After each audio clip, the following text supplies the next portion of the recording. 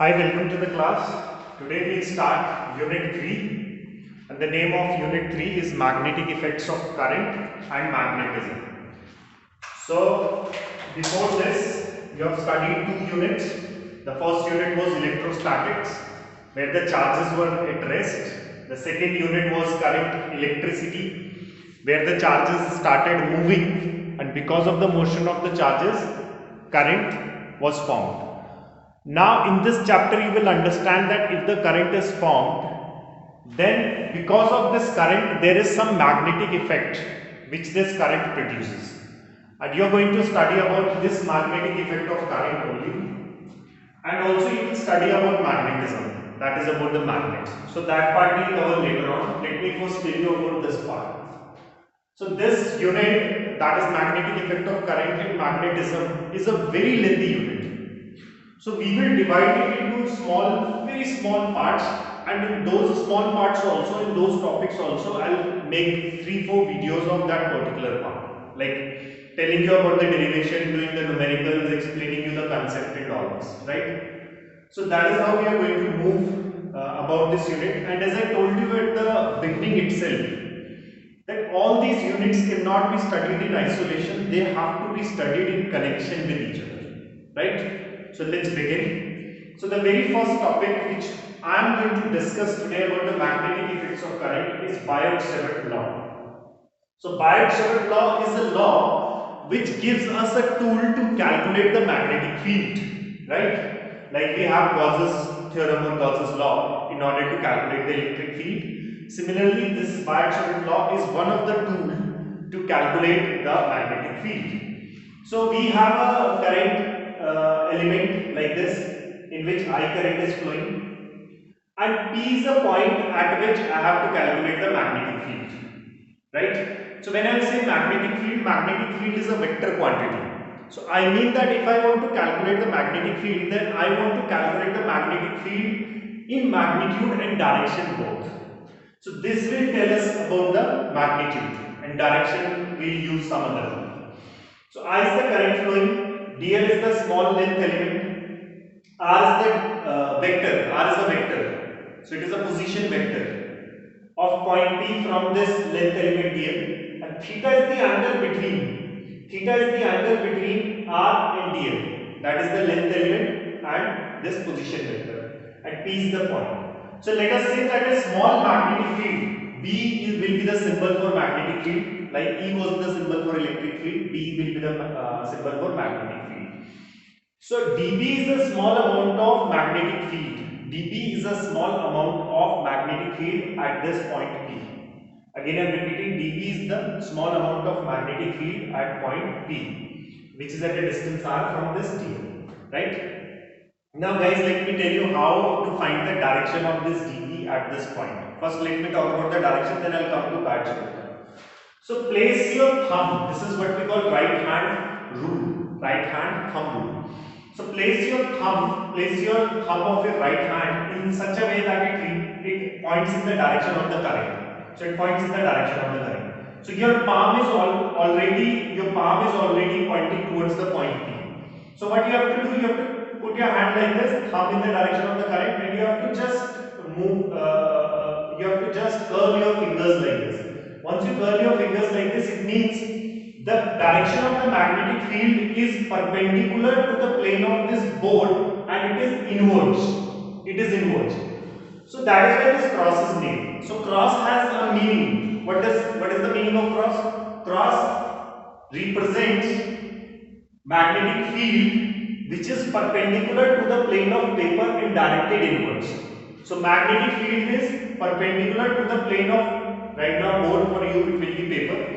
So it will be perpendicular to the plane and directed inwards. That is what the meaning of cross is. Cross means magnetic field perpendicular to the plane of the paper directed inwards. Now guys, we all know that these magnetic fields form the closed loops. They are not electric field. They do not generate from positive charge and get ends on negative charge. They come out of north pole, goes to south pole, and then again they come back to the north pole. So they form a closed loop, whereas the electric field does not form a closed loop.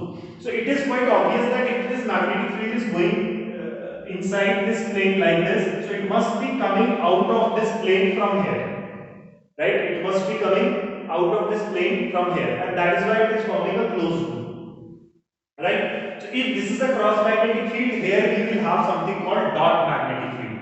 So dot means it represents the direction of the magnetic field perpendicular to the plane of paper and directed outwards, right? So this is about the direction. Now let's come back to this Biot-Savart law. Let me tell you one more thing also, that this I current multiplied by this small element dl, length element, is what we call current element.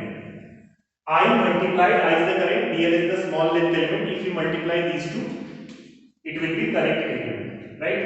Now this Biot-Savart law says that this dB, which is because of this small length and the current, this dB is directly proportional to current element. Current element means ideal. dB is directly proportional to sin theta. Sin is the trigonometrical function and theta is the angle between position vector and D, right? And dB is inversely proportional to r square. It means Biot-Savart law obeys inverse square law. It obeys inverse square law. If I combine these three factors, dB will be directly proportional to ideal sin theta upon r square.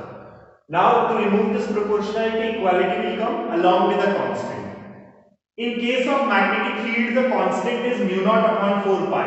Like in electric field, it was 1 upon 4 pi epsilon naught. So in this case, it is mu naught upon 4 pi. Now what is mu naught? Mu naught is permeability of free space. It means how much the free space is allowing the magnetic field to permit through it, to move through it. So that is mu naught, permeability of free space.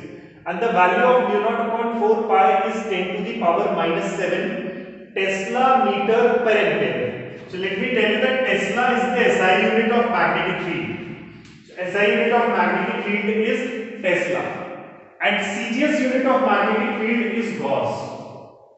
CGS unit of B means magnetic field is Gauss. Capital G. Right? And 1 Tesla is equals to approximately 10 to the power minus 4 Gauss. So CGS unit is Gauss, SI unit is Tesla. Now we all know that this is a vector quantity. This is a magnetic field is a vector quantity.